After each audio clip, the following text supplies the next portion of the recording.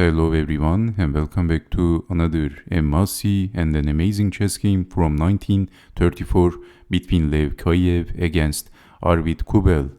Kubbel was, both were notable Soviet chess players, but Kubbel was the brother of the famous chess problem composer Leonid Kubbel, only for the records, and unfortunately, despite the fact that Kaiev, on the other hand, was a strong chess player, he died very young because he was one of those soldiers who never came back to home after the World War II. So that's only for the records. So let me show you what happened in this beautiful instructive chess game. e4, e5, knight to f3, knight to c6, bishop to b5, and this is the Spanish game, bishop to c5, and then c3, queen to f6, and then capturing the knight and charging at the center. A dashing opening by Lev Kaiev, checking the king, blocking, and then bishop to a6. It looks like black has a decent position, white can castle, queen to b3, capturing the knight, capturing back, and then queen to g6 by Arvid Kubbel.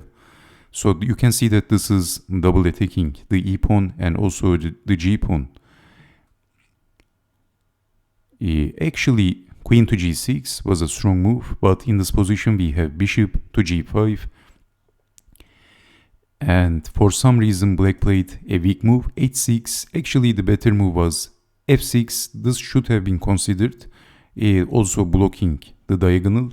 So we have h6. But can you see actually why this tempting move is not working? Because if queen takes on e4, then king to d2. If checking the king again, of course in here white is threatening to play rook to e1. So checking the king, king to c1, and queen to b5 is a must. If queen takes on f2, then rook to e1, king over, only sensible defense. And then can you see the move? Can you see why queen to b5 was a must in that position? Because this time we have queen to a3, this is check, blocking and capturing the bishop, and white is better. Interesting. So if something like queen takes on g2, queen to b7 is looking unpleasant. So you can see that white has a pretty strong attack in this position and white is a piece up. So this favors for white. This is why after queen takes on e2, king to d2, threatening rook to e1, and you can see that despite the fact that white haven't castled and his king is running around, actually white has counterattack, rook to e1 is coming, queen to b5 is a must, but rook to e1 check still looks dangerous for black. So this is why bishop to g5, h6, and then bishop to h4, and simply capturing the pawn but attacking the queen, only defense, and then d5. So you can see that this liberates the queen, knight to e7, developing the knight, but black can't actually castle because of losing the knight, not losing the knight, actually getting checkmated. So castling looks very dangerous. White castled, c takes on d5, e takes on d5, and knight to f5, checking the king. And maybe in this position black is planning to castle and defending the checkmate threat, but white is checking the king, only move for the king. And what would you do in this position if you had the white pieces? Can you guess the next move for white? If I give you a couple of seconds, can you guess the next move of Lev Kaiev? He had his opponent on the ropes because he played h6. That was a weak move.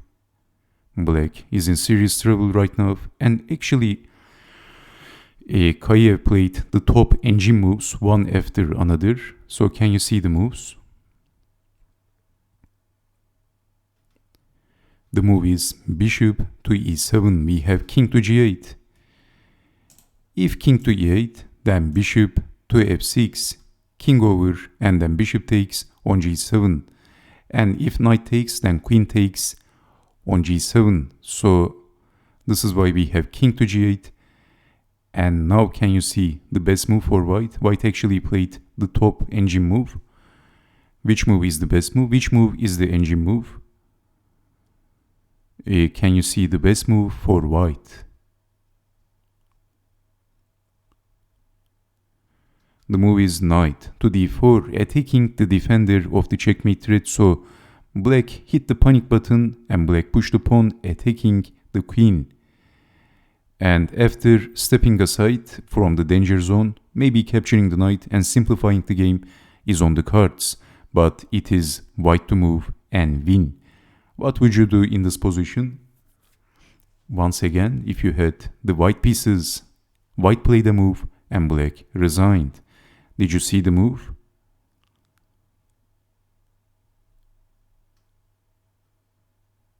The move is knight takes on f5, sacrificing the queen.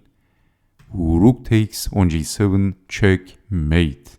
What a game by Lev Kaiev. And I hope you have enjoyed watching this chess game. This was a pretty instructive chess game. So this was the move, knight takes on f5, kaboom. And then rook takes on g7. Basically, after knight takes on f5, Arvid Kubbel, the brother of Leonid Kubbel, resigned. And thank you very much for watching. And I hope to see you next time with more instructive and beautiful chess games. So take care, stay safe, and bye-bye.